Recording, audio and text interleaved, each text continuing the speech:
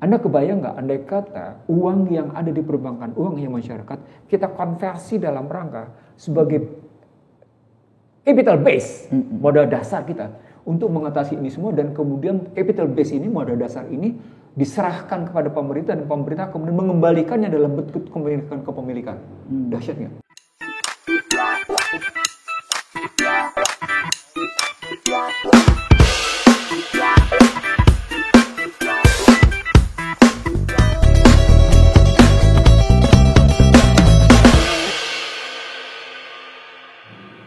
Bismillahirrahmanirrahim. Assalamualaikum warahmatullahi wabarakatuh. Waalaikumsalam. Para pemirsa, kita kembali lagi untuk belajar bersama di IC The Real Talk Show bersama Dr. Ihsanuddin Nursi dan saya Husnul Maria. PhD.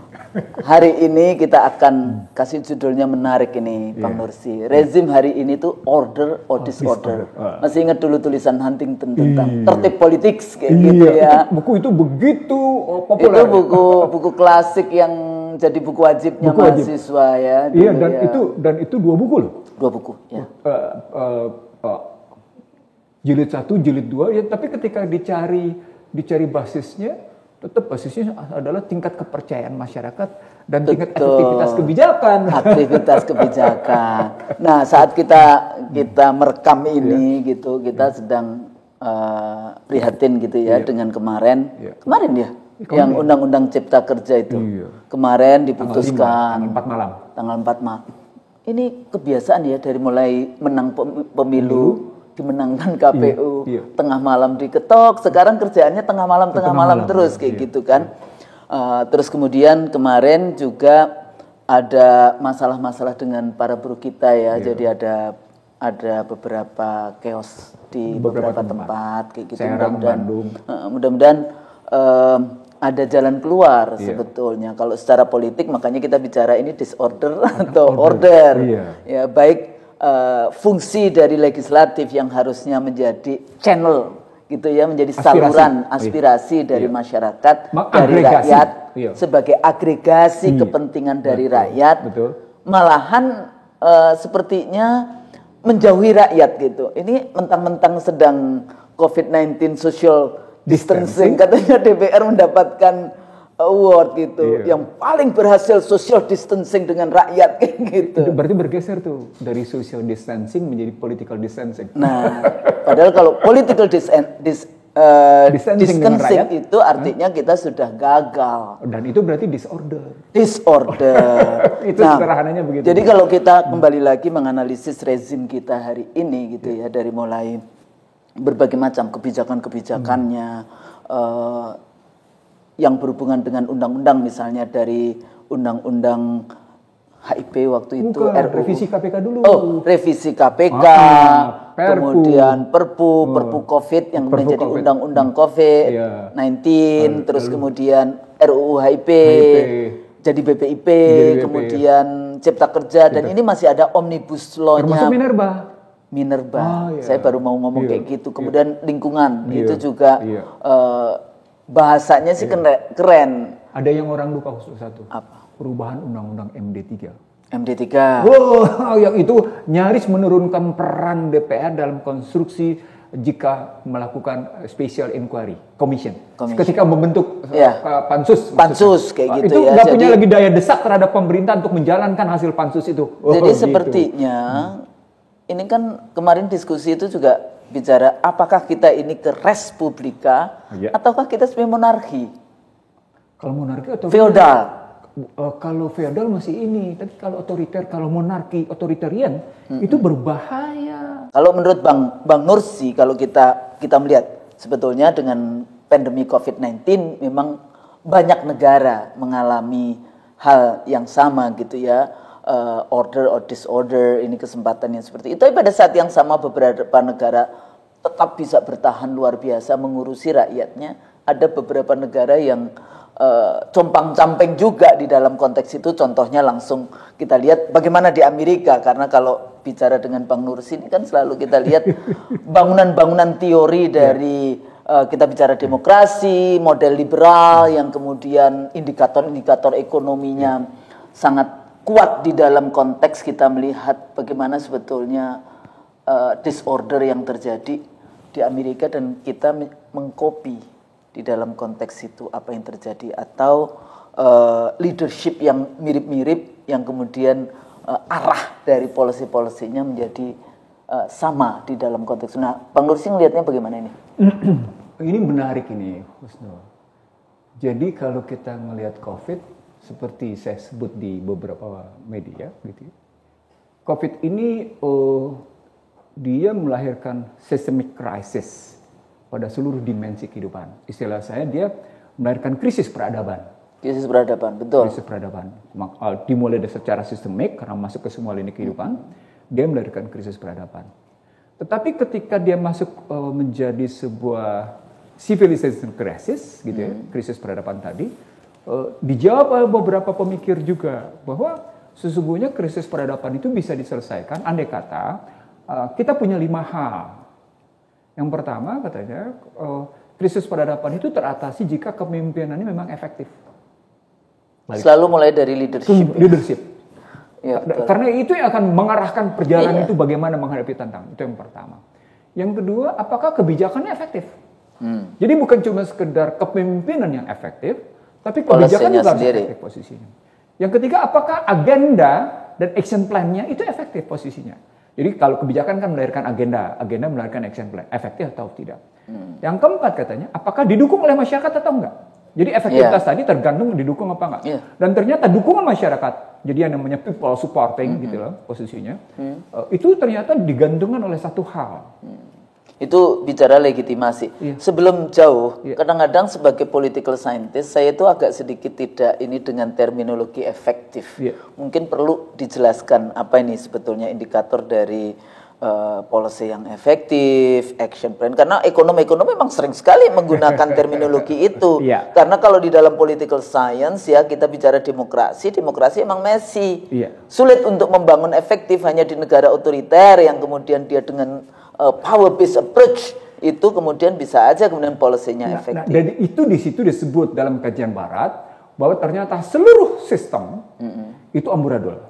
Tidak peduli Anda menerapkan sistem demokrasi Barat, tidak peduli Anda menggunakan sistem komunis, tidak peduli Anda menggunakan sistem Islam katanya, tidak peduli Anda menggunakan model Timur Tengah, tidak peduli Anda menggunakan Amerika Latin, tidak peduli. Yang paling penting adalah katanya, paling sekarang penting itu adalah seluruh peradaban rontok, dan kerontoknya peradaban itu ternyata digantungkan sekali oleh bagaimana satu masyarakat mampu mengatasi dan berhasil mengatasi serangan pandemik COVID-19. Jadi kalau dalam situasi sekarang adalah bagaimana Anda meminimalkan tingkat serangan, bagaimana Anda meminimalkan tingkat kematian, posisinya di situ itu, lalu bagaimana Anda kemudian mengoptimasi tingkat kesembuhan. Itu pertanyaannya. Jadi serangan diminimalkan, tingkat kematian diturunkan, tingkat kesembuhan ditingkatkan posisinya. Makanya seperti tulisan saya 27 Januari 2020, itu nanti pertarungannya pada posisi bagaimana satu kondisi masyarakat menghadapi serangan itu dalam dua perspektif. Perspektif internalnya dan perspektif eksternalnya. Perspektif internalnya kalau pada tubuh manusia namanya, itu didapat. Eksternal dalam pengertian, internal dalam pengertian fisik, dan internal dalam pengertian pikiran. Jadi jiwanya harus punya kekuatan, gitu posisinya. Lalu kemudian raganya juga harus punya kekuatan. Imunitasnya bukan herd immunity, bukan model imunitas ke binatang, bukan. Sebentar, kenapa saya buka ini? Ini diskusi saya kemarin dengan Kevin Evans. Dia meneliti di 200 negara dan sudah ada di webnya https www.worlddomatters.info/coronavirus. Dan dia bicara yang sama bahwa kekuatan, jadi saya bilang faktor suksesnya, saya bilang leadership, planning, empathy, transparansi data, masyarakat. Empathy itu trust, kepercayaan masyarakat. Dia bilang ada kekuatan yang sangat penting untuk suksesnya itu adalah peranata masyarakat. Itu maksudnya saya mau menggarisbawahi yang tadi Bang Nursi katakan. Jadi artinya ketika kita bicara ini 200 negara loh.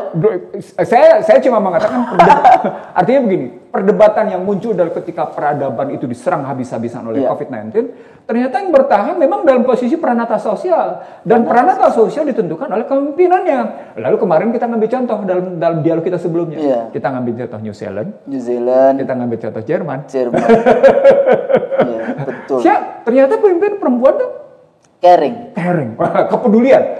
Dia mau berbagi, dan perempuan kan kuat empatinya. Iya, betul. Kuat sekali empatinya. Apalagi laki tidak kuat empatinya, kuat, tapi model Kim Jong Un kan kacau.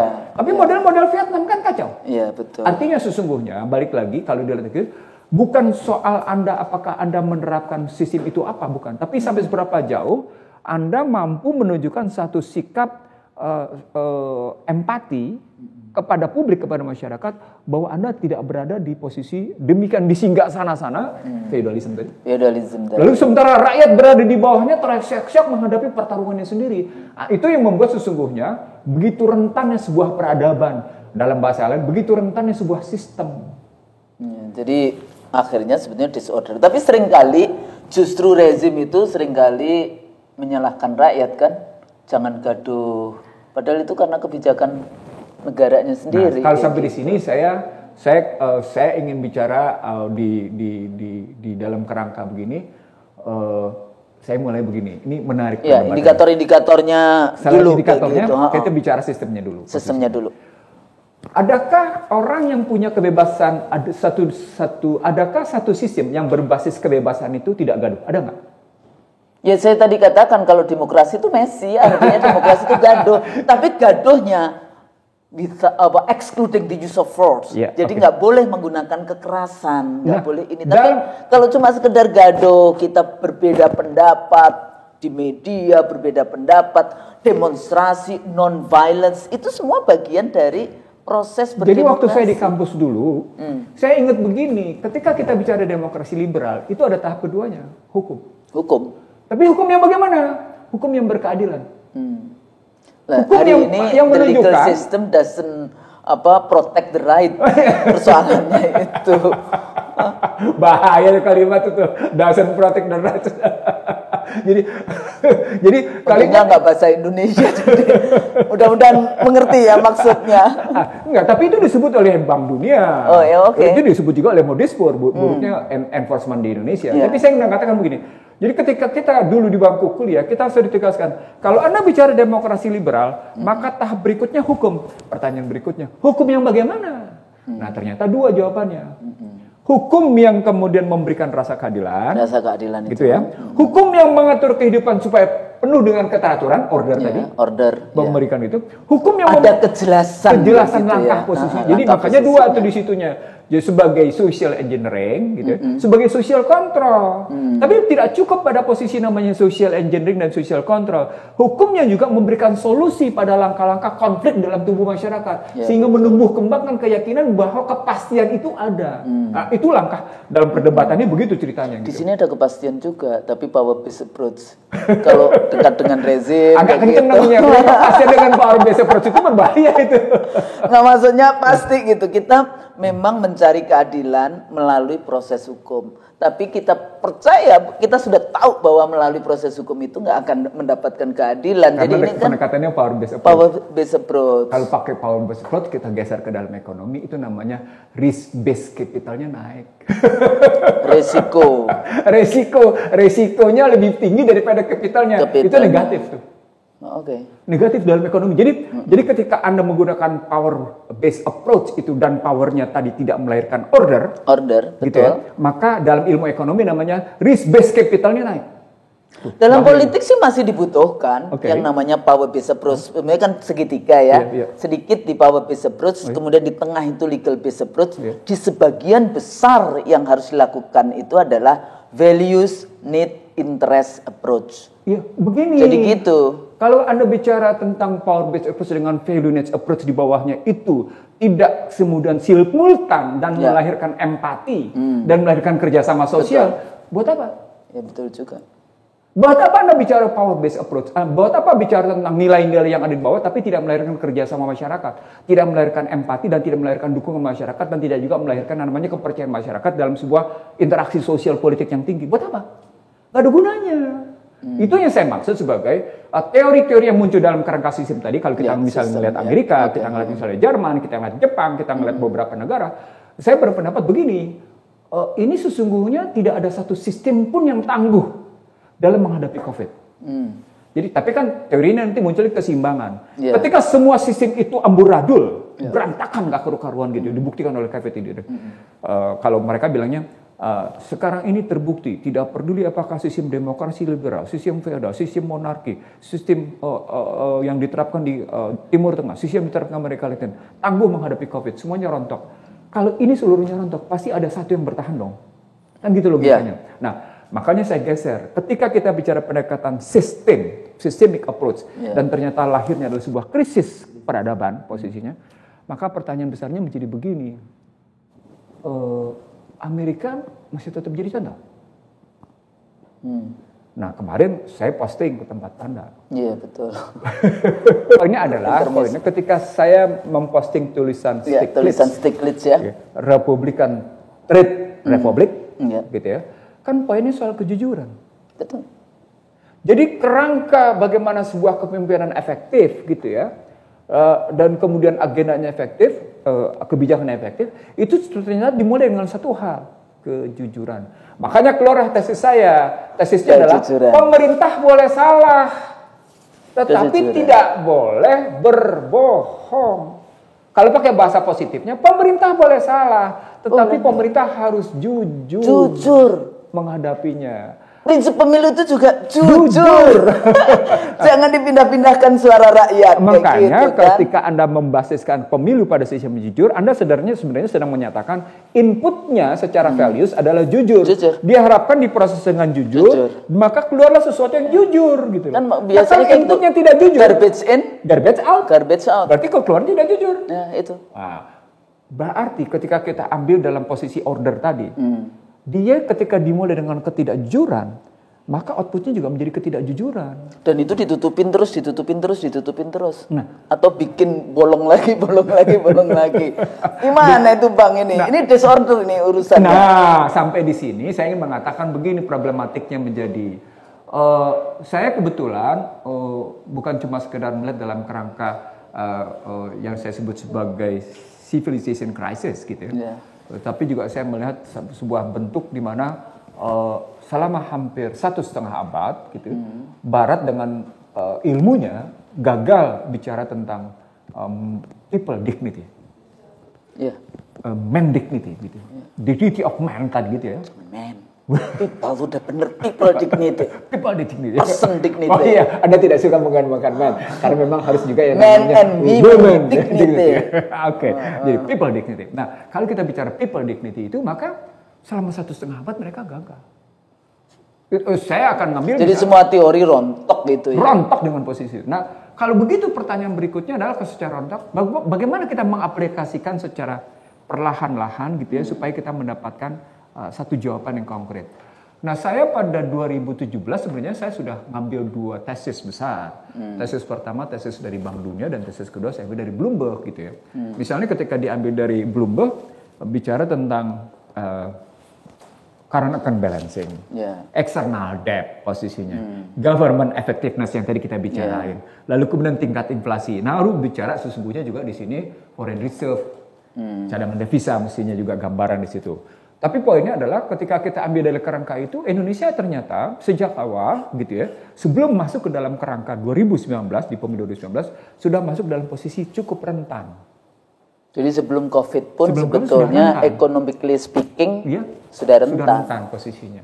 Artinya ketika Anda bicara minta tidak gaduh, maka muncul pertanyaan begini, siapa penyebab kegaduhan tadi? Nah, kalau diambil tadi dari cerita sekedar misalnya revisi Undang-Undang KPK sampai dengan terakhir Undang-Undang Omnibus Law, ya Anda berarti penyebab kegaduhan. Satu, itu dilihat dari aspek kebijakan. Tapi dilihat dari aspek sistem, pertanyaan saya muncul lagi. Mana ada sistem demokrasi liberal yang tidak gaduh? Nah, terjawab, demokrasi, hukum. Ketika kemudian demokrasi dan hukum tidak bisa ngejawab, naik ke atasnya ke tahap ketiga. Apa itu? Konstitusi. Nah, kalau konstitusinya dikangkangin, hasilnya? Ya tetap disorder. Mereka ngangkangi konstitusi. Apa contoh konstitusinya ngangkangin? Anda tidak memberikan perlindungan kepada rakyat segenap tumpah bangsa Indonesia. Anda tidak dalam konstitusi menyejahterakan dan mencerdaskan rakyat Indonesia. Iya, posisinya. Jadi kalau kita ambil dalam Amerika juga punya tujuan yang sama loh. Sesuai dengan kata pembawa 45 di alinea 4-nya punya tujuan. Tapi dalam perspektif kemarin Amerika mencoba masuk ke dalam sebuah pertahanan di mana mereka terus-menerus melihat siapa musuhnya. Makanya muncullah trade war posisinya. Yeah. Sebenarnya dalam mereka mencoba mengatasi tingkat ketimbangan yang sudah kanker stadium 4 istilahnya. Kalau istilah Stiglitz. Nah, kalau kita pindahkan itu ke dalam situasi negara kita gitu misalnya, saya sejak 2017 juga ngebangun indikasi-indikasinya. Mari kita lihat sekarang secara ini. Di posisi Amerika misalnya, ketika mereka mencoba ngebangun pertahanan, itu yang orang lihat adalah sampai seberapa jauh Anda mampu mengatasi pengangguran. Menarik kan? Tapi di negara-negara demokrasi liberal ya, isu pengangguran, sebenarnya kan 3 isu mereka selalu bicara. Pendidikan, kesehatan, lapangan pekerjaan. Lapangan pekerjaan ini termasuk pengangguran, bagaimana dan sebagainya. Negara mengatur karena mereka punya security system.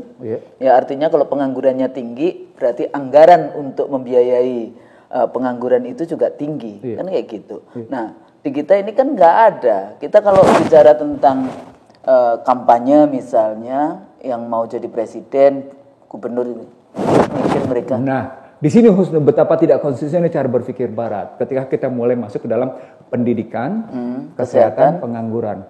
Cuma pengangguran yang tetap masuk dalam kerangka kebijakan public goods. Tapi pendidikan dan kesehatan tetap dalam pendekatan commercial good. Liberal mereka. Nah, di situ Amerika. Karena private public kalau mereka kan kayak gitu. Sehingga orang Amerika itu kan selalu mengatakan bahwa hidupnya itu untuk membayar mortgage, membayar utang pendidikan, dan membayar asuransi kesehatan. Lalu kemudian kalau krisis, baik krisis pribadi maupun kesulitan masyarakat, dampaknya menjadi obesity. Iya, karena kemudian makan itu yang sehari-hari itu plus minumnya minum yang itu juga. Dan riset SDGs, Sustainable Development Goals, risetnya menyatakan begini, ini menarik, itu melahirkan mental disorder. Siapa yang korban pertamanya? Tahu siapa? Siapa? Perempuan. Makanya ada orang yang perempuan sebesar-besar itu. Ini riset itu feeding habitnya karena otaknya dan karena kebijakan negara. Yang menariknya lagi, riset itu juga menunjukkan, kita ngaco sedikit. Riset itu menunjukkan, oh ternyata di sini pertarungannya adalah industri makanan melawan industri farmasi. Iya betul. Nah, balik lagi kita ke indikator yang disorder di negara kita. Kalau kita lihat tadi dalam posisi begitu, maka sesungguhnya bisa dilihat dalam kerangka ekonomi makro, gitu ya, dan ekonomi mikro. Tadi kita sudah lihat tentang neraca perdagangan, lalu kemudian juga kita misal neraca berjalan. 2010 sampai dengan hari ini, pertama yang kita dapat saksikan adalah neraca berjalan kita negatif. Lalu seorang Presiden Republik Indonesia Joko Widodo menyatakan, saya ingin menyelesaikan neraca berjalan ini dalam 3-4 tahun. Artinya, mimpi 3-4 tahun itu tidak mungkin menyelesaikan. Artinya sulit sampai kalau saya selalu ngomong ini uang setan dimakan hantu, uang hantu dimakan setan, jadi jangan malaikatnya yang diajak. Artinya kalau diambil situ turunnya sekelas siapapun gitu, dia tidak akan mampu. Begitu juga ketika Anda bicara tentang menghentikan rejim impor, apalagi kemudian kasus garam yang kayak gini, sampai berantakan. 95% ini impor. Mudah sekali. Bawang putih itu hampir 100%. Apalagi bawang putih sudah posisinya. Nah, itu indikator yang dibangun pertama. Nah, saya kemudian pada buku yang saya bangun itu membangun indikator-indikator lain. Indikatornya misalnya indikator politik, indikator pemicunya. Indikator pemicu di era sekarang ada nggak? Ada. 2015 saya sudah menyebut, andai kata nih 2015 saya sudah menyebut, andai kata nilai tukar dolar menembus 15.000, maka batas psikologis ditembus. Sekarang orang tidak berani lagi bicara 15.000, orang sudah bicara 20.000. Iya, Sri Mulyani kan bicara 20.000 juga. Saya nggak bilang Sri Mulyani, saya bicara orang. Nggak, saya sebut dia karena dia dibayar oleh rakyat. Oh gitu ya? Kan menteri. Oh menteri, oh iya. Rakyat membayarnya, jadi rakyat berhak untuk bicara. Itu nanti kita bicara di tahap berikutnya bahwa rakyat membiayai, mereka menikmati. Oke. Sebentar. Lanjut. Kalau nanti ternyata dalam perspektif ini nilai tukar terus bertengger di antara permainan 14.800, 15.000 terus meningkat, maka dia akan menjadi pemicu. Ini indikator yang saya bangun di posisi sejak lama nih. Ini sama dengan yang 98 waktu itu ya? Iya, ini memang saya bangunnya di teori basis 97 98. Nah, kondisi politiknya kalau terus-menerus gaduh disebabkan kegaduhan itu sumbernya adalah kebijakan yang tidak berpihak, kebijakan yang melahirkan ketidakadilan, jangan salahkan, itu pasti akan meledak. Itu politik. Artinya tadi political distrust-nya naik, gitu kan? Jadi ketidakpuasan rakyat menjadi political disorder, dia menjadi political disobedient. Kami sebetulnya terus menjadi political unrest. Nah, rekan-rekan IC Deryoso, kami berdua cuma ngingetin proses itu mesti kita cegah jika kita ingin menjadi bangsa yang penuh dengan kedamaian dan ketentraman. Jadi jangan bangun pecah belah. Sengaja membangun pecah belah. Jangan sengaja menggunakan buzzer yang kemudian bikin pecah belah. Jangan posisinya. Siapa lagi? Artinya bahasa sederhananya, tunjukkan bahwa kepemimpinan Anda memang efektif. Tunjukkan bahwa memang sikap politik Anda adalah sikap politik yang merepresentasikan kepentingan masyarakat luas. Sesuai dengan konstitusi. Makanya kita bicara meluruskan kiblat konstitusi. Itu yang kedua. Berikutnya itu politik ya. Berikutnya kita bicara tentang pertumbuhan ekonomi. Sudahlah, kalau bicara pertumbuhan ekonomi, video saya sudah viral di mana-mana. Anda tidak mungkin lagi bicara tentang pertumbuhan 7%. Anda tidak mungkin lagi bicara tentang pertumbuhan 5%. Saya akan mencapai pertumbuhan 8%, 7-8%. Sudahlah, nggak mungkin. Anda nggak bicara data, bahwa data itu menunjukkan Anda tidak mungkin tumbuh lebih dari 5%. Itu omongan saya lagi 2015. Kalau tadi Bang Nursi bicara tentang jujur, sebenarnya sejujur-jujurnya, kita hari ini tuh sebetulnya growth-nya itu berapa? Kalau pakai angka yang paling kita ambil gini, kita sudah negatif. Saya aja masih berhusnudzon, nama saya Husnul, jadi saya harus berhusnudzon. Ya paling enggak 0%. Artinya kita masih bergerak kayak gitu. Gambaran sederhananya begini, Husnul. Kalau masyarakat menengah di UMKM itu masih bisa makan dengan baik, itu artinya pertumbuhan masih dalam relatif masih bisa bertahan. Tapi kalau masyarakat menengah bawah itu sudah menjerit nggak karu-karuan, itu artinya tulang punggung perekonomian rapuh. Gitu ya. Sejarah di Indonesia membuktikan sejak yang namanya 6566, peristiwa berikutnya pada demonstrasi 82, peristiwa berikutnya pada cerita 9798, cerita pada 2008, cerita pada 2011. Penyelamat perekonomian nasional adalah UMKM. Ketika UMKM terpukul seperti kondisi sekarang, maka sesungguhnya tulang punggung perekonomian nasional itu rentan, vulnerable. Bahkan sebetulnya pembangunan sendiri ini tidak dalam situasi krisis. UMKM itu juga menjadi penopang kan sebetulnya kalau kita lihat. Penopang karena memang angka penyerapan lapangan kerja yang terbesar dibanding usaha besar. Jadi UMKM itu menyerap lapangan kerja dari 111 juta lebih angkatan kerja. Dia menyerap 97 sampai dengan 98%. 98. Itu artinya dari era Soeharto sampai dengan Anda teriak-teriak investasi, UMKM selalu menyerap lapangan kerja 97-98%. Kalau di soal lapangan kerja. Tapi kalau kita geser, ini menarik di sini angkanya. Kalau kita geser dia dalam makna berapa banyak orang yang punya duit di bawah 100 juta yang tercatat dalam tabungan dana pihak ketiga di perbankan.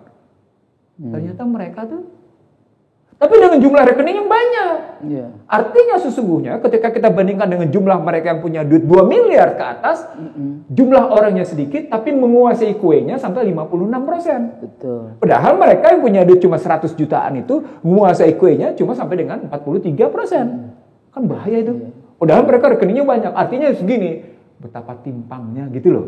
Nah, mau bicara timpang sebelum dilanjutkan ini variabel. Pendekatan timpang saya bukan pendekatan penyimpang pengeluaran ya, pendekatan kekayaan. Iya, kekayaan. Enggak, ini maksud saya kalau saya bicara kadang-kadang kan ini kan harus diterjemahkan supaya anak-anak kita teman-teman di sana yang mengikuti IC dari talk show kan tidak semuanya paham scholars gitu yang dengan terminologi yang kita bahas hari ini. Tapi ada sesuatu yang perlu juga karena ini kan untuk juga semuanya yang melihat acara kita. Contoh misalnya, saya kalau real gitu ya kehidupan. Kalau kita bicara tentang tadi lapangan kerja, pengangguran, anak-anak muda yang kerjanya cuma jualan di lampu merah, kayak gitu ya, air dan sebagainya gitu. Itu kan harusnya tenaga kerja yang diserap oleh formal, kayak itu ya, bidang formal lah, tenaga kerja formal, bukan yang jualan di pinggir jalan, yang jualannya jualan air, jualan lem, tahu, jualan basah, dan sekarang semua jualan macam-macam.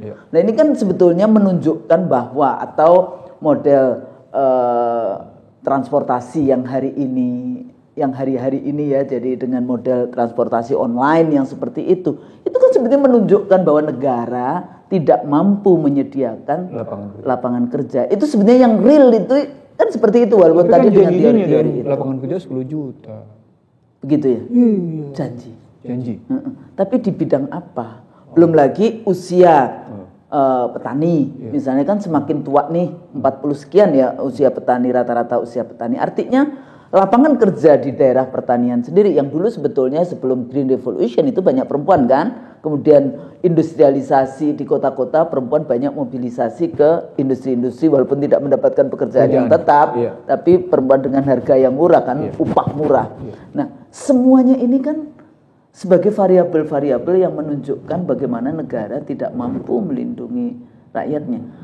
Mungkin nggak sih secara hitungan-hitungan ekonomi bahwa negara itu bisa melakukan sesuatu untuk tenaga kerja, apalagi tenaga kerja yang anak muda. Indonesia termasuk datanya kan terbesar pengangguran anak mudanya di sesama negara ASEAN. Nah, menghadapi seperti itu secara ekonomi itu harus gimana sih sebetulnya?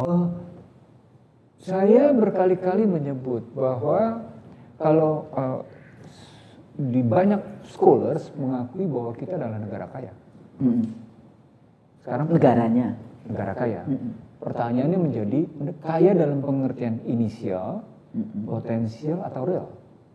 Kita ambil klasifikasi inisial, potensial atau real. Potensial? Anda jawabnya potensial. Kalau dia potensial, maka sesungguhnya kenapa tidak menjadi real? Kemudian realnya itu dijarah. Yang potensial itu dijarah oleh sekelompok elit gitu loh. Sebenarnya Anda sudah jawab sendiri ketika saya mengklasifikasikan inisial, potensial atau real. Jadi kalau kan kita hampir banyak masyarakat Indonesia mengakui bahwa kita adalah negara kaya. Kaya dari sumber daya alam, kaya dari segala macam. Tapi pertanyaan saya, ini inisial, potensial atau real? Anda jawab potensial. Lalu pertanyaan berikutnya, kenapa dari potensial nggak bisa jadi real? Jadi, tapi berarti problematiknya kan pada pengorganisasian, pada pelembagaan, pada kepemimpinan. Jadi kalau pakai McKinsey pada 7S.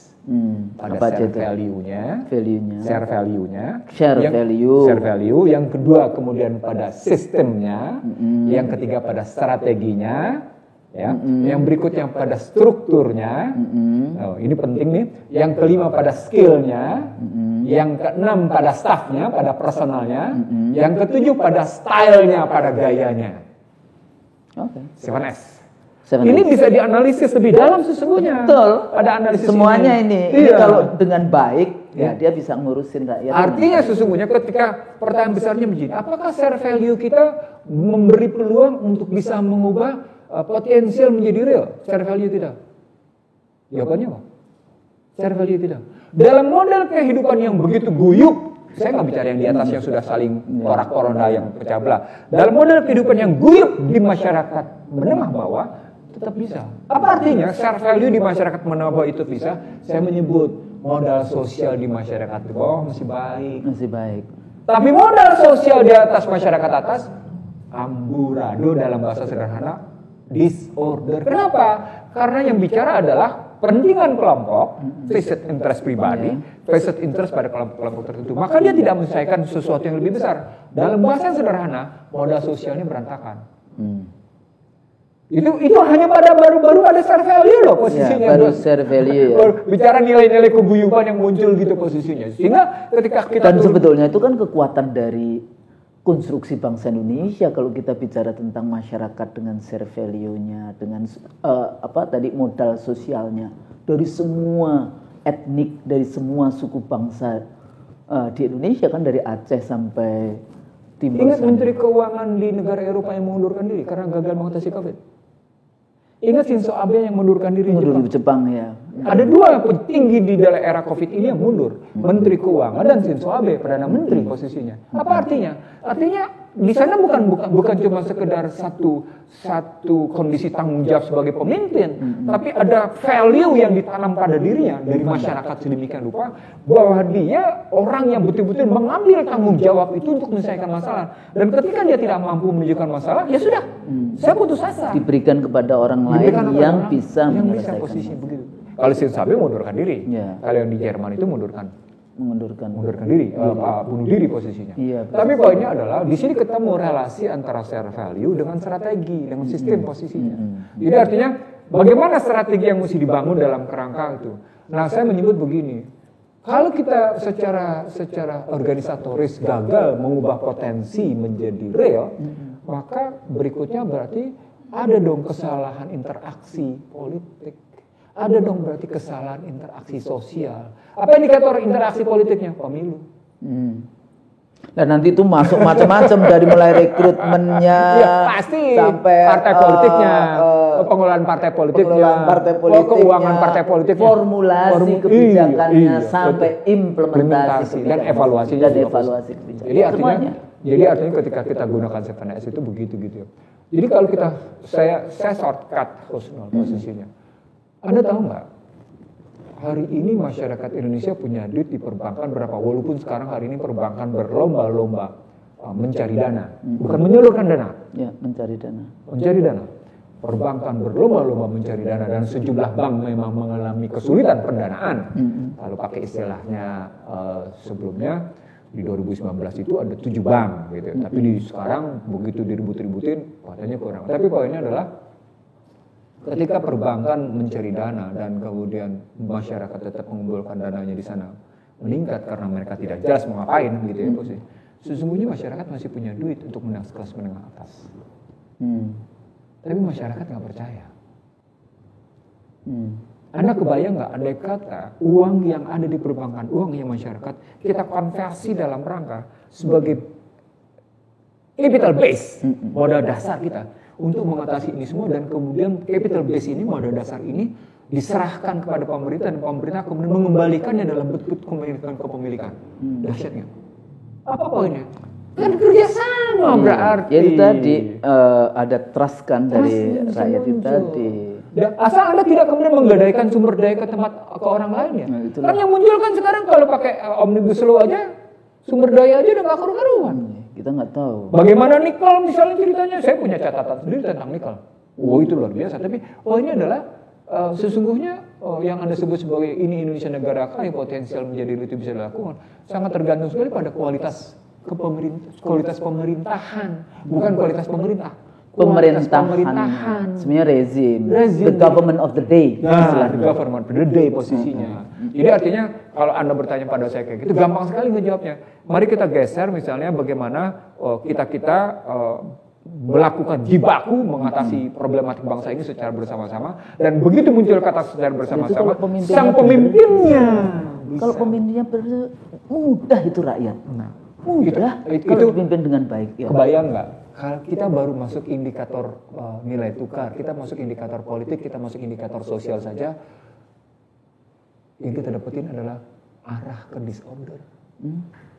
Baru kita jadi untuk mau order, ya yang jadi aktor yang membuat disorder itu ya mesti diselesaikan. Bahasa sederhananya. Jadi kalau kita ngambil dalam cara berpikir begitu, kita mesti tahu dulu ada problem. Jadi kalau saya seperti saya pernah bilang sama Anda, Suatu hari saya berdebat dengan kelompok masyarakat agama tertentu.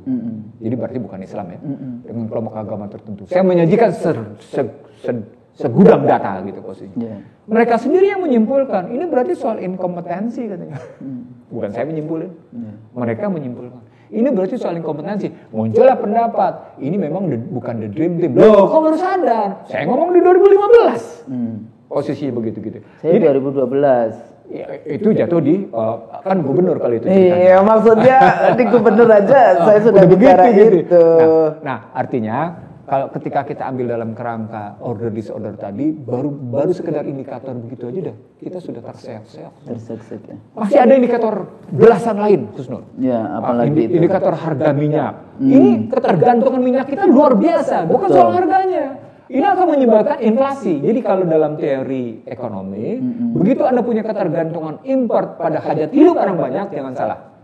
Imported inflation akan muncul. Jadi dalam teori ekonominya namanya cost push inflation. Nah, itu disebabkan Anda punya ketergantungan pada hajat hidup orang banyak pada impor gitu. Nah, ini picu lagi. Berikutnya itu bisa dilihat misalnya, padahal kan kita punya minyak sebetulnya. Itu sebetulnya kenapa sih kok selalu mengatakan udah nggak ada itu sebetulnya apa yang terjadi? Problemnya memang produksi minyak fosil kita itu tidak mencukupi konsumsi. Satu, yang kedua, problem kilang kita teknologinya rendah, ketinggalan zaman. Problem kedua. Problem ketiga, di sini muncul tidak ada investasi baru. Kenapa tidak ada investasi baru? Boleh apa-apa mau investasi sudah dipajaki. Nah, saya tidak tahu Omnibus Law soal ini menjaki apa enggak. Nah, katanya enggak malahan. Jadi kalau yang industri besar yang kayak gitu-gitu hanya batu bara yang dipajaki. Hanya batu bara. Yang lain-lain kenapa? Enggak kena pajak. Tapi poinnya kenapa kita punya itu? Poinnya adalah memang suka tidak suka Indonesia harus memang menghybrid antara fossil energy gitu ya sama renewable energy. Antara energi berbasis fosil dan energi yang terbarukan. Tapi itu kalau yang gas gimana? Dari minyak kemudian yang gas. Kita kan masih cukup. Itu masih fosil. Ya, masih fosil tapi kan kita cukup banyak bisa itu. Tapi kan semuanya sudah kontrak jangka panjang dengan luar. Kontrak jangka panjang dengan luar itu yang akhirnya membuat Indonesia sendiri kekurangan posisi.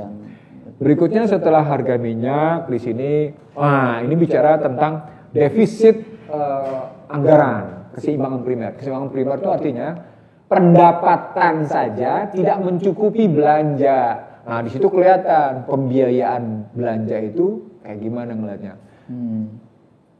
Ya selama ini negatif terus. Itu artinya memang suka tidak suka Anda mengatasi dengan utang. Nah, ketika masuk dengan utang muncul masalah. Sampai seberapa jauh Anda masuk ke dalam wilayah resiko, karena utang itu resiko. Jadi kalau Anda melihat utang itu bukan resiko, salah.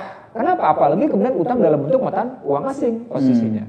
Anda bisa dimainkan dan kemudian dengan cara berutang yang tersendiri kayak gimana. Itu kalau kita ambil dalam posisi. Kalau secara jujur hari ini kita kan selalu bicara hutang menumpuk utang. Sebetulnya posisinya seperti apa? Kalau pakai bahasa mereka gitu ya. Itu debt per GDP 34,5%. Debt to GDP. Kalau pakai angka foreign reserve, cadangan devisa, maka cadangan devisa mampu dipakai untuk membayar hutang dan import 9 bulan ke depan. Mereka ngeliatnya aman. Aman. Tetapi mereka lupa bahwa dalam konstruksi COVID, balik lagi ke COVID, di Amerika sendiri dan di Uni Eropa sendiri punya 3 konstruksi dalam melihat situasi sekarang. 3 konstruksi pertama adalah semua negara yang hutangnya tinggi, termasuk Indonesia, itu menghadapi 3 kemungkinan untuk mengatasi masalahnya. 1 katanya, Anda melakukan restructuring, merestrukturisasi, artinya di posisinya. Yang kedua posisinya, Anda menghapus beberapa write off, posisinya kayak gitu. Jadi Anda posisi. Ini yang ketiga nih, yang paling parah. Anda nambahin. Ada lagi yang itu nyetak uang 75.000 satu. Itu apa itu? Logikanya sesungguhnya diam-diam di belakang. Ini pertanyaan Anda sederhana, itu apa itu? Saya mau bilang ke pemirsa The IC Real Show. Cetakan uang 75.000 itu adalah tapak-tapak menuju redenominasi. Hati-hati. 03 nanti dibuang. Coba Anda lihat bagaimana uang 75.000, nolnya kecil-kecil. Jadi 75 rupiah. Nolnya kecil-kecil. Aku belum lihat sih. Aslinya maksudnya. Sudah lama digagas, kurang lebih sekitar 3-4 tahun lalu, bahwa 1.000 bisa di 1 rupiah. Mereka menggunakan istilah redenominasi. Padahal hakikatnya bukan gambaran redenominasi. Itu gagal luluh lantaknya perekonomian. Bagaimana mungkin Anda berubah 1.000 dari 1 rupiah? Kan Anda menurunkan bobot berarti. Tapi kalau yang menarik ini ya, kalau saya pernah pergi ke Brazil. Kalau Brazil itu dari dulu kan sebetulnya teorinya dia fixed rate gitu ya. Brazil. Enggak. Dia pokoknya $1 Amerika 2 realis. Itu di PEC namanya, tapi kemudian ada basis tertentu. Terus. Enggak, maksudnya dia bisa berani gitu ya di dalam konteks menggunakan saya nggak tahu persis ya apakah itu fix. Ada sovereign wealth fund. Jadi sebuah negara muda yang namanya Timur Leste saja itu punya sovereign wealth fund. Sovereign wealth fund itu untuk mengganjel nilai tukar. Macam-macam posisinya. Tujuannya adalah agar stabilitas nilai tukar itu tinggi. Jadi, nah ini menarik nih. Kalau Anda bicara tadi tentang pendidikan, kesehatan, dan pekerjaan sebagai public goods pendekatannya. Itu menurut siklus tambahan lagi stabilitas harga, khususnya pada stabilitas nilai tukar, itu public goods. Setelah diikuti dengan namanya good governance itu sebagai public goods. Dahsyat nggak? Masa Barat bisa berpikir bahwa satu good governance sebagai sesuatu public goods? Itu kan langkahnya sudah langkah seperti orang yang kuat pegang amanah. Iya, betul. Jadi kalau Anda bertanya Brazil, tapi jangan salah, Brazil itu terakhir di bawah Rousseff Dilma itu berantakan. Kenapa? Karena Rousseff Dilma itu membongkar infrastruktur IT-nya negara adidaya. Yang ditanam di situ dibongkar. Tahu nggak? Ini saya pernah ke sana juga ya, ke Brazil itu. Saya tuh juga bingung waktu itu. Kenapa kok Brazil untuk KPU-nya sendiri dia punya juga mesin-mesin pemilu yang bikin sendiri dan luar biasa. Ternyata setelah saya bertanya dengan banyak orang, jadi dulu orang-orang yang Nazi Jerman itu banyak yang larinya ke Brazil dan dia dilindungi, jadi nggak bisa ekstradisi karena dia melindungi semua ini. Dan itu sebetulnya yang sekarang IT itu gak tadi bicara IT seperti itu, jadi menarik juga untuk dilihat di dalam. Asal Anda tahu, peperangan itu masih tetap jalan. Tetap. Jadi di dalam di bawah permukaan itu pertarungan itu masih demikian kental. Makanya Brazil tetap menjadi pengamatannya Amerika. Superpower. Oh, karena kan Amerika besar adalah Israel besar adalah Amerika. Betul. Amerika karena dua-duanya kan dua partai itu dikooptasi sebenarnya apa? Yang waktu itu AIPAC.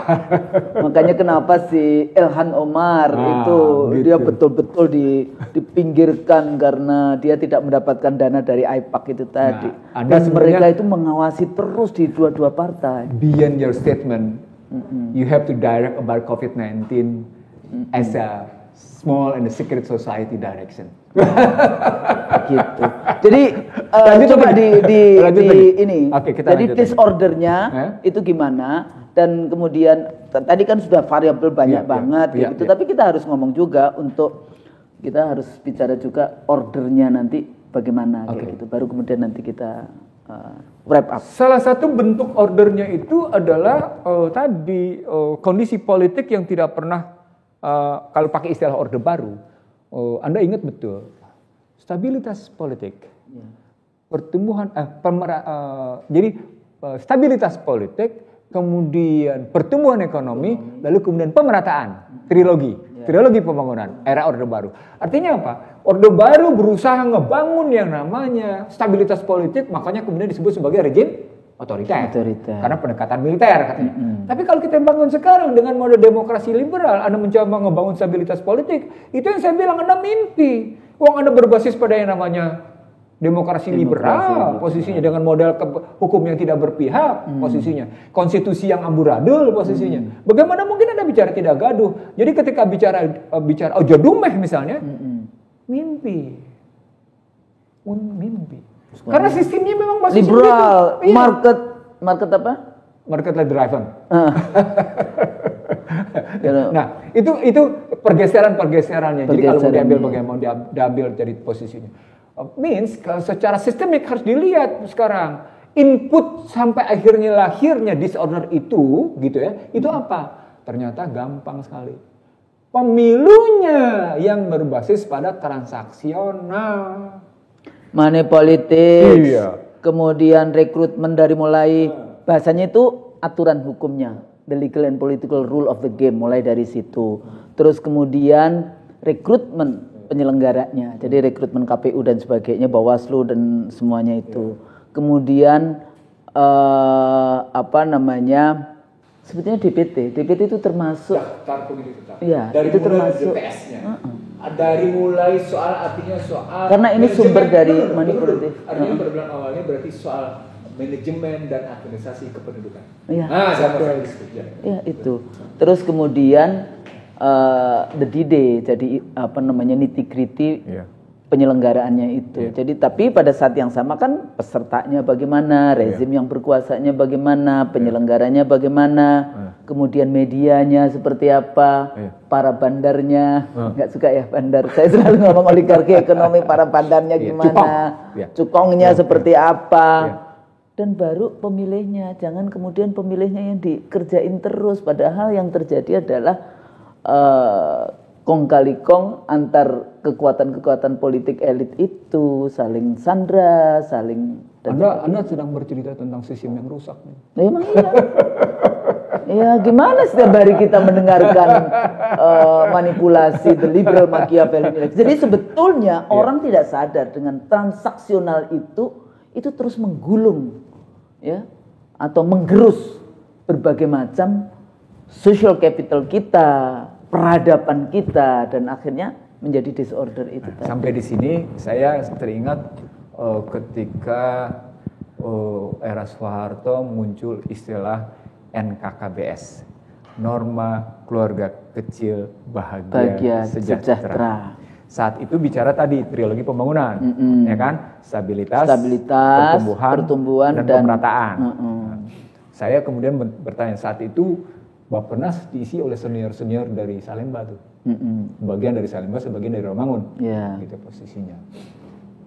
Muncul pertanyaan dari kami kepada orang-orang yang berada di Taman Suropati dan yang berada saya dulu di pengen Taman loh Banteng. itu Ke Taman Suropati ya. Kerja di situ, itu cita-cita saya dulu. Karena punya gengsi ya. Itu hebatnya dulu institusi. Ada 3 tempat pekerjaan bergengsi. Lapangan Banteng, Taman Suropati, Air Muncrat. Itu 3 tempat bergengsi. Ternyata kita nggak usah ngomong begitu. Dikasih tahu lah, Taman Suropati itu apa. Taman Suropati itu Bappenas. Itu saya dulu pingin itu yang namanya kerja di situ. Ada gengsi tersendiri di situ. Nah, kami kemudian melakukan semacam perdebatan dalam sekali. Kenapa Anda mulai dengan NKKBS? Kenapa tidak dimulai dengan NBSKK? Apa bedanya? Norma bahagia sejahtera keluarga kecil. Bahasa sederhananya, mulai dengan kata, baru dengan angka. Dalam bahasa yang lain, mulai dengan pendekatan kualitatif, baru bicara pendekatan kuantitatif. Begitu logikanya. Ketika Anda mulai dengan pendekatan kuantitatif, maka Anda selalu berupaya melakukan simplifikasi yang kemudian sesungguhnya tidak merepresentasi. Itu bahaya nggak? Bahaya lah. Jadi kuantitatif yang akhirnya siapa yang menguasai, kita dipaksa. Ingat nggak? Ketika yang namanya kampus Anda belum dipindahin ke Depok, dan itu muncul perdebatan ribut antara pendekatan kualitatif, pendekatan kuantitatif, di bawah dekannya Manase Malu. Iya, itu dekan saya. Statistik. Ya, kan itu perdebatan seru. Dan itu sebetulnya ahli-ahlinya dari Belanda loh waktu itu. Iya, tapi kemudian menjadi arus utama di mainstream, menjadi arus utama di Amerika. Iya, karena Chicago School itu. Chicago School posisinya. Jadi saya ingin mengatakan begini, modal angka sebagai representasi, sebagai sebuah simplifikasi yang ternyata kemudian ada kegagalan dalam menjelaskan kondisi yang sesungguhnya, gitu loh. Makanya kemudian orang melakukan satu pendekatan hybrid, kuantitatif. Kuantitatifnya dikerjain, kualitatifnya dikerjain untuk mendapatkan tingkat hipotesis yang demikian bisa diterima, yang sahih bisa diterima, yang validasi secara keilmuan. Nah, dari perspektif ini saya ingin mengatakan satu kondisi politik disorder lebih banyak disebabkan oleh kebijakan yang berbasis pada keinginan, tidak didasarkan pada kebutuhan masyarakat. Itu variabel pentingnya. Itu bapak saya guru SD di kampung aja juga selalu bilang kalau beli apa-apa itu dihitung kebutuhan, bukan keinginan. Artinya hati-hati di sini Husnul bicara. Needs and wants itu perspektifnya ternyata dalam sekali. Kalau Anda sudah bicara wants, Anda sudah bicara bagaimana mengikuti maunya setan. Kebayang nggak? Setan ya? Setan. Karena ujungnya serakah. Iya. Ujungnya serakah, greedy. Kalau Anda bicara kebutuhan dan nggak ada batasnya. Tapi kalau Anda bicara kebutuhan enggak. Nah, maka tadi ketika Anda bicara tentang kebijakan yang efektif dengan agen yang efektif, itu basisnya hanya bisa terjadi jika pendekatannya adalah pendekatan kebutuhan masyarakat, bukan keinginan politisi. Omnibus Law itu kebutuhannya politisi bersama oligarki bisnis gitu. Maka jadi kayak gitu. Maka jadi gaduh. Itu contoh sederhananya. Kamu diambil. Jadi sebetulnya siapa yang bikin gaduh? Lagi-lagi mereka posisinya kalau diambil begitu. Nah, saya ingin mengatakan begini Husnul, dari perspektif itu, mari kita lihat bagaimana Anda bicara Pancasila dalam perspektif budaya bangsa ini. Kalau Anda ternyata berusaha untuk menerapkan satu model yang tidak membangun ketentraman dan kedamaian. Jadi pengertian ojo dumeh gitu ya, ojo gumunan gitu, jangan kejut gitu maksudnya. Bahasa Jawa. Ojo dumeh, ojo gumunan. Ojo gumunan, gumunan. Ya, posisinya gitu ya. Itu kemudian dijungkir balikan oleh sebuah sistem yang modelnya kayak gini. Itu berbahaya. Jadi ada satu proses peradaban yang sedang luluh lantak di negeri ini yang tidak disadari oleh banyak orang. Disebabkan adalah kesalahan model sistem dan kemudian secara diam-diam dicabut itu akarnya sedemikian rupa sehingga di sini model menarik. Sesungguhnya Anda lupa dengan sejarah masa lalu Anda. Anda diputus mata rantai ingatan Anda dengan masa lalu, dengan sejarah. Anda diputus pengingatan Anda dengan nilai-nilai lama dan Anda dihadapkan oleh sebuah kondisi kekinian yang sifatnya pragmatis dan oportunis. Itu sebenarnya teori-teori. Itu gaduh Bang, itu. Ya. Itu teori-teori yang postmodernisme itu kayak gitu tuh, ahistoris gitu. Makanya fashion style yang di dalam konteks politik. Saya menyebutnya food, fashion, gitu.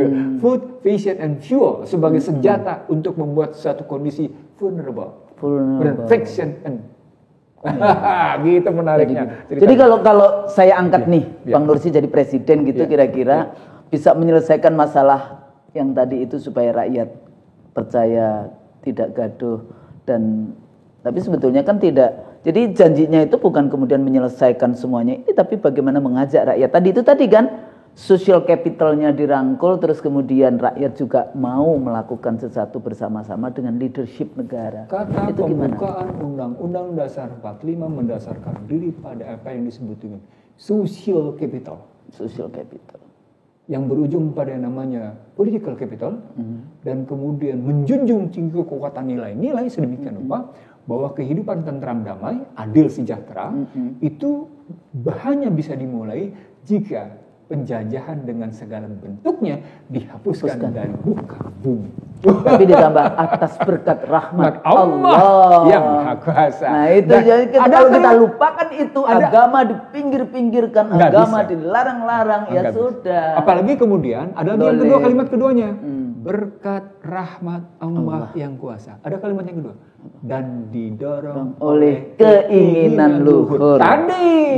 Betul. Anda boleh punya keinginan, tapi keinginannya luhur. Luhur dalam rangka itu tadi melindungi segenap tumpah darah Indonesia. Jadi andai kata memang kita ingin mencapai political order gitu ya, maka Anda mesti tahu bahwa perjalanan kehidupan tidak serta-merta Anda berada di puncak kekuasaan. Tidak serta-merta. Anda tidak otomatis terus-menerus berada di puncak kekuasaan. Anda akan tergulung suatu saat. Kekuasaan itu selalu berganti. Suka tidak suka. Bahkan itu bagian dari sunatullah. Dan itu ditegaskan. Aku pergilirkan kamu menang dan kalah katanya. Itu kalimatnya begitu ketika bicara perang Uhud dan perang Badar. Dahsyat posisi. Dan itu kalau di Quran surat Ali Imran 26 itu kan kekuasaan itu tergantung orang dihinakan, dimuliakan, berganti-ganti, dan kekuasaan yang memberikan kekuasaan itu Tuhan. Makanya kenapa sih mesti harus pakai transaksional, harus pakai, ini kan sudah ada catatannya di sana juga. Di sini karena motifnya satu tadi, ketidakjujuran selalu diikuti dengan satu hal. Keserakahan. Jadi ketidakjujuran pasti diikuti dengan keserakahan. Ketidakjujuran, keserakahan pasti pasti dimulai dengan posisi di sini. Dengki, hasut, iri, dengki, hasad, curang. Akhirnya berkuasa, tapi dia enggak rahmat, tidak ada rahmatnya, tidak ada barokahnya untuk rakyatnya. Itu pakai McKinsey, share value-nya begitu. Iya, karena kita kan the most populous Muslim country in the world, jadi itu harus diangkat juga. Kalau pakai social capital, itulah value-nya tadi. Saya pikir cukup banyak ya ini teman-teman dari. Ada variabel lain tambahan. Apa?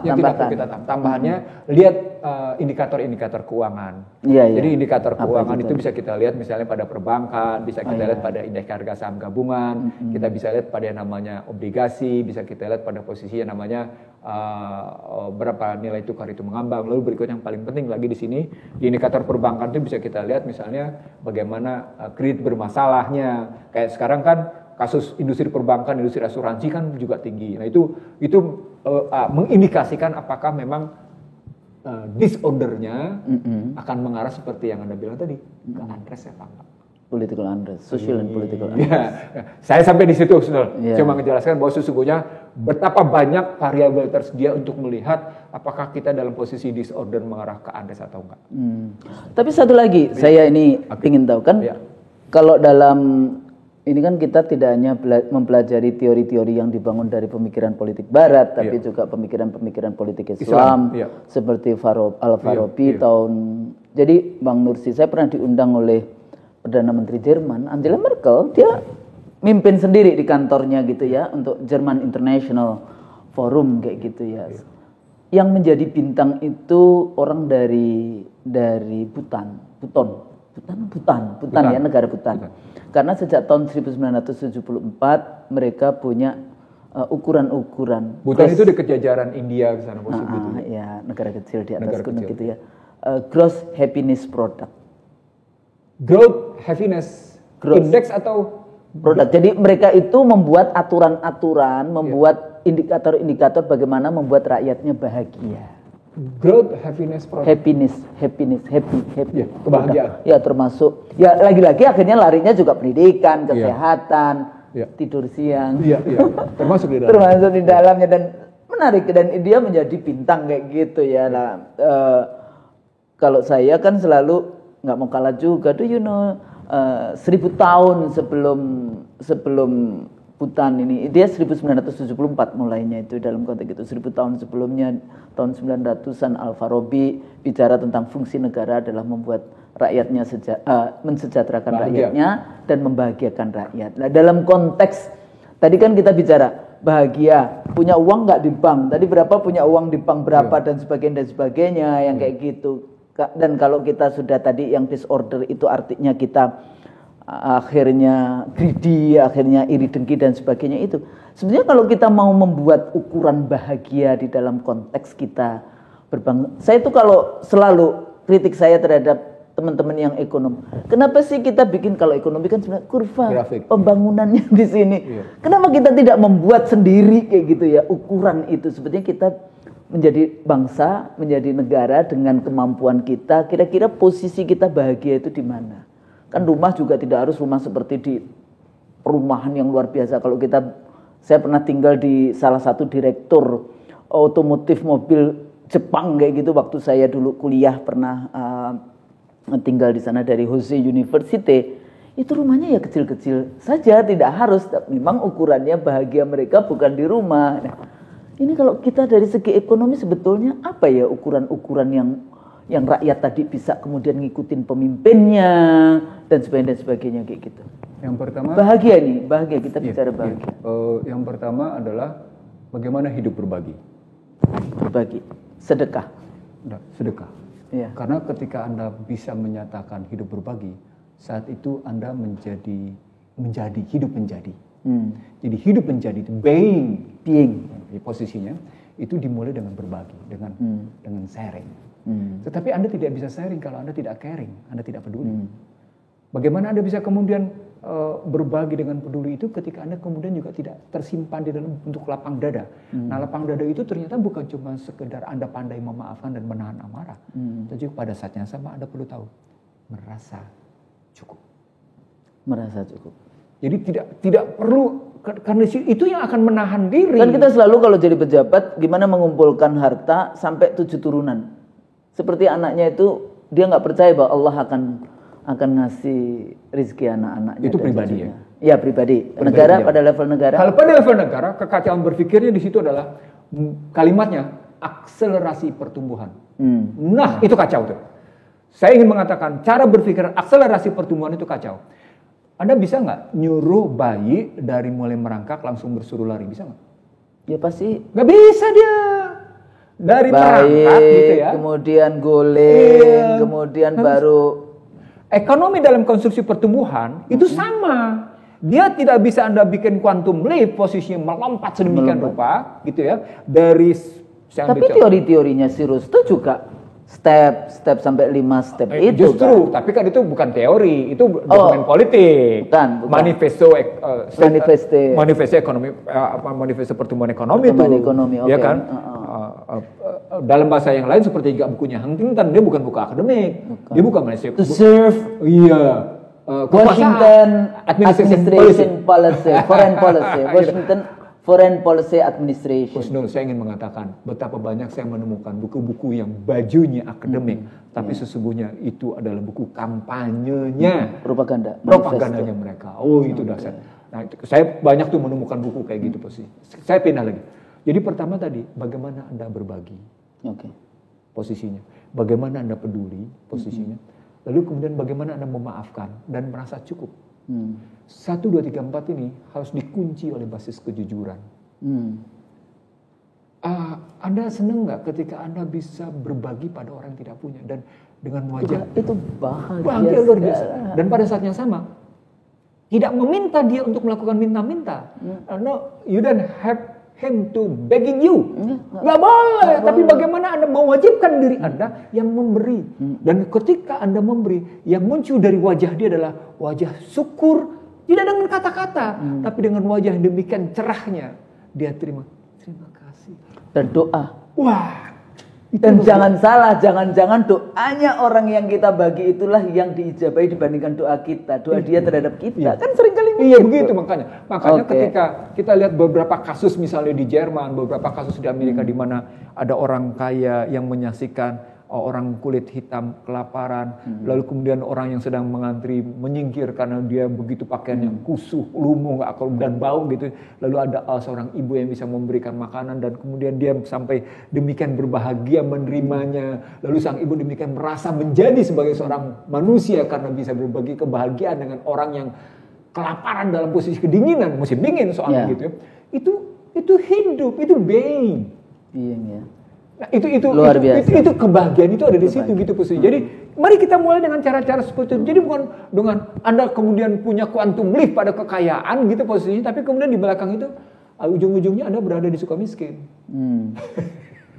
Ya jangan nggak kayak gitu.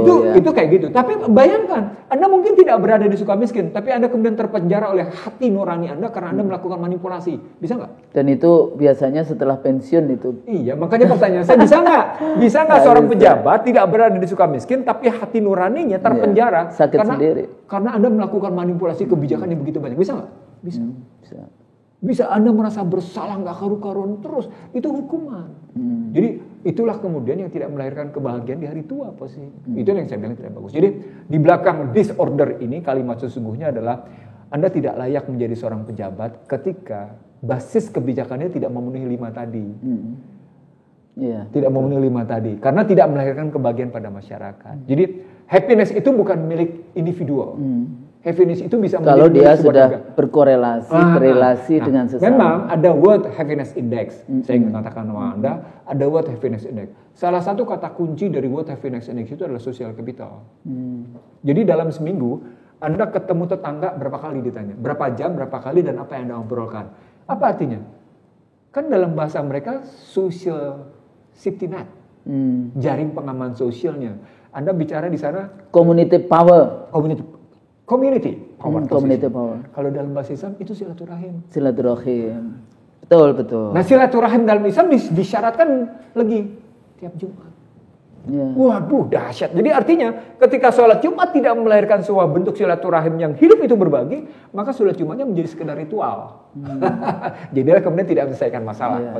Jadi poinnya, balik lagi Husnul, supaya kita tidak menjadi unrest, supaya kemudian tidak menjadi disorder, yuk kita lihat dua. Kalau dalam buku saya, lihat sistemnya, benar nggak? Lihat pemimpinnya, benar nggak? Nah, itu penutup saya Husnul.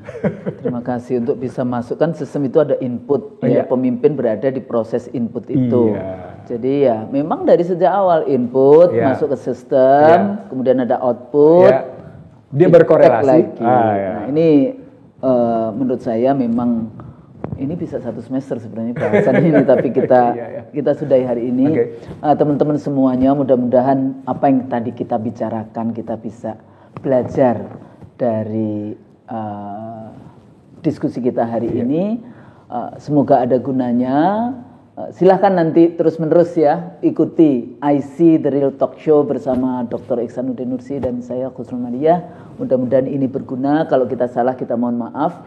Assalamualaikum warahmatullahi wabarakatuh. Waalaikumsalam.